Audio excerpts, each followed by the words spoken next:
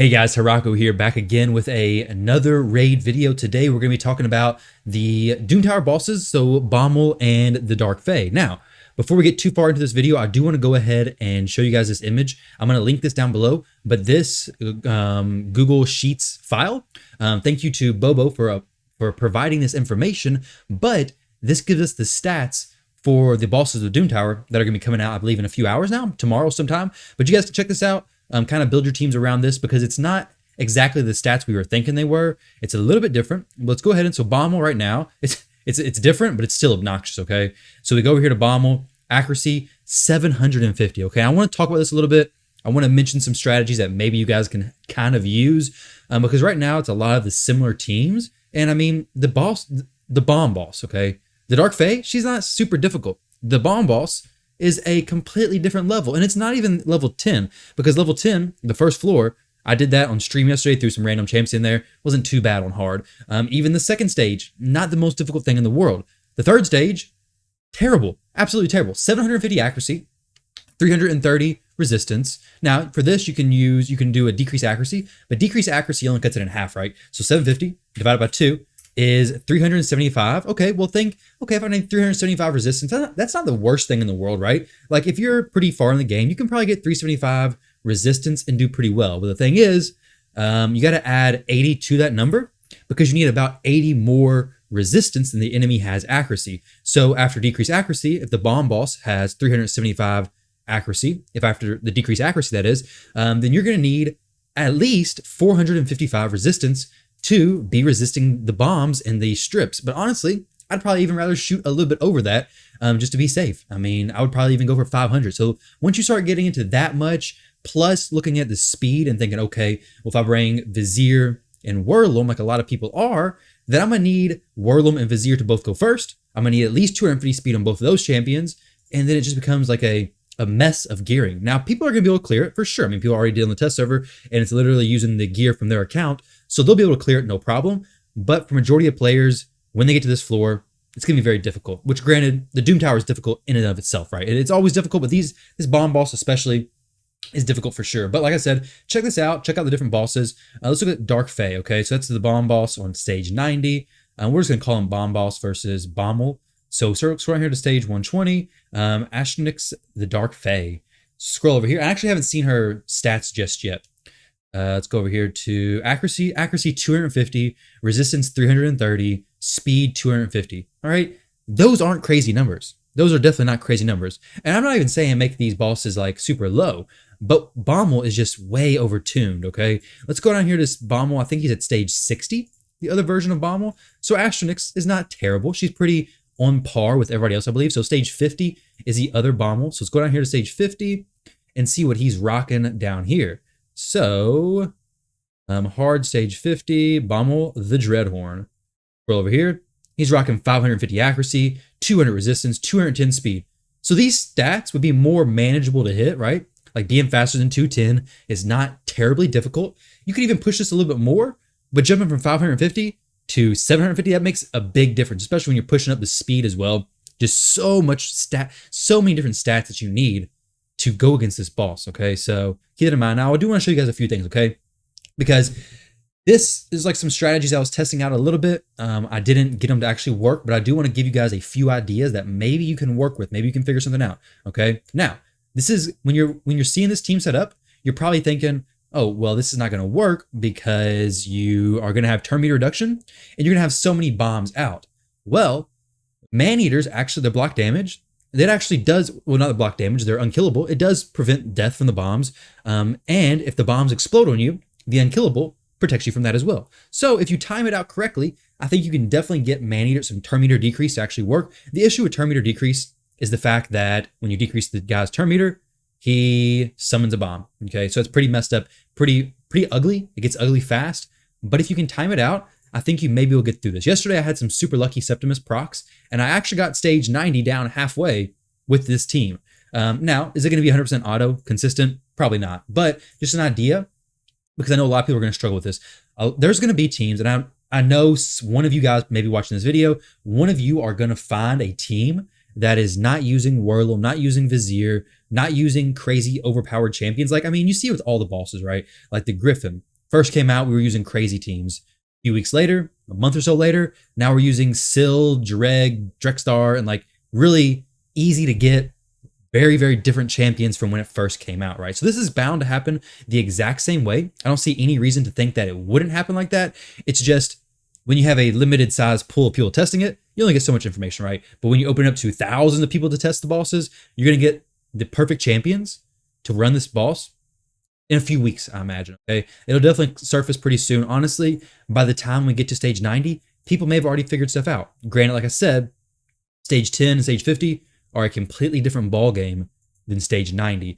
But I want to show you guys this turn meter thing because I'm pretty sure, I want to test something as well. I'm pretty sure the amount of bombs the guy can summon is actually capped. So maybe, just maybe, you try to freeze the bombs and bring in a team like this.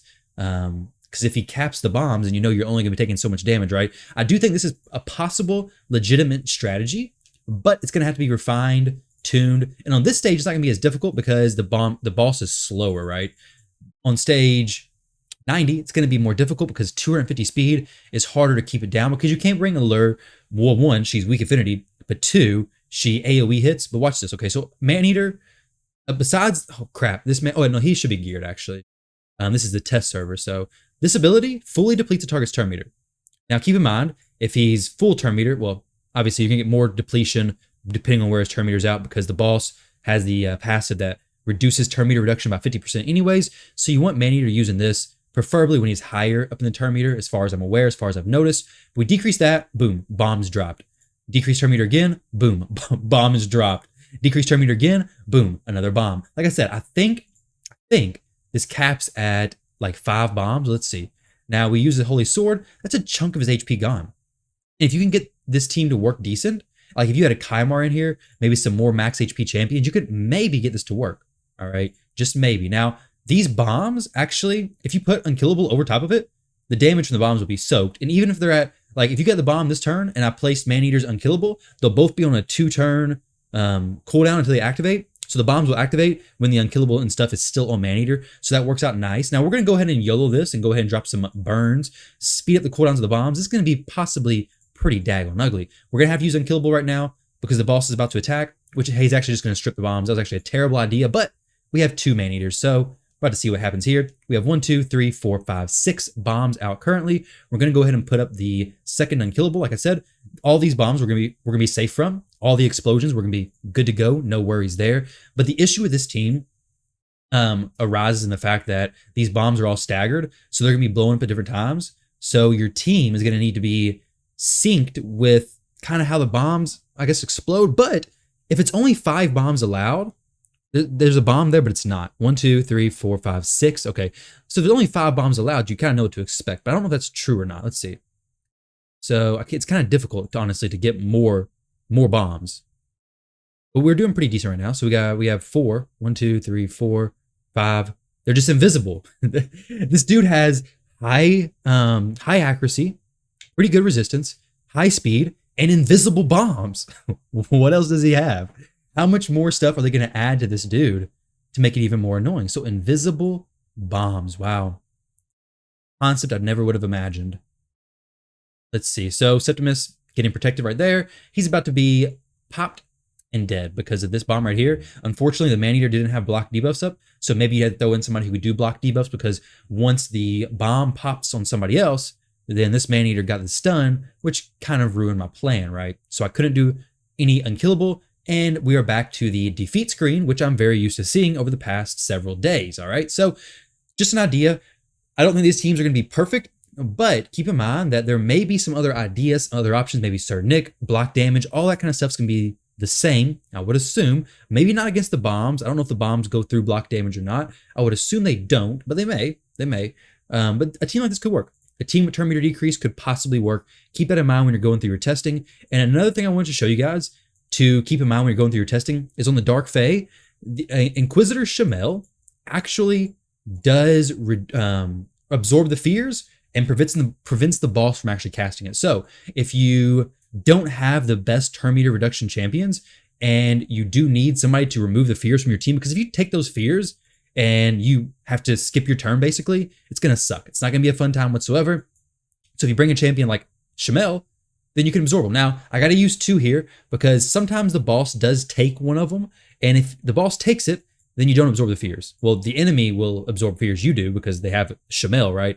And he'll also counterattack your debuffs. But keep in mind that when you're doing this, I haven't figured out the tuning yet on like what the order is the boss takes people. It's something I've been working on trying to figure out, but I don't know yet. So this way, I know for sure it's just going to give you guys the idea that, hey, if you do bring Shamel, you can get him to cleanse the fears. And I did have him cleanse the fears before. I had him cleansing them by himself. I don't know what I did in order to get him to be taken first without using duplicates of him. Obviously, if I have duplicates of him, though, it's easy to make sure, hey, we're going to have a Shamel ready to take the fears whenever that happens, all right? So this is just a team. Team's not going to work, okay? This team is not good at all for this boss. The only reason why I'm using it is to hopefully show you guys that this does work. If that's a strategy you want to try, if you want to go for it, this boss is a million times easier than the bomb boss, without a doubt. A million times easier. So night and day difference. Now, setting it up on auto is not as easy. Getting a fully 100% auto team. It takes a little bit more work to go through that because you got to organize your rotations of your champions. You got to make sure no RNG plays and no RNG is involved. So it's a little bit more challenging, definitely doable, more than doable. But just keep in mind, doing on manual, not too bad. Auto, a little more difficult. The bomb boss is even quite a few steps above that. But watch this, okay? So this is where the fear would have came in, but there's no fear.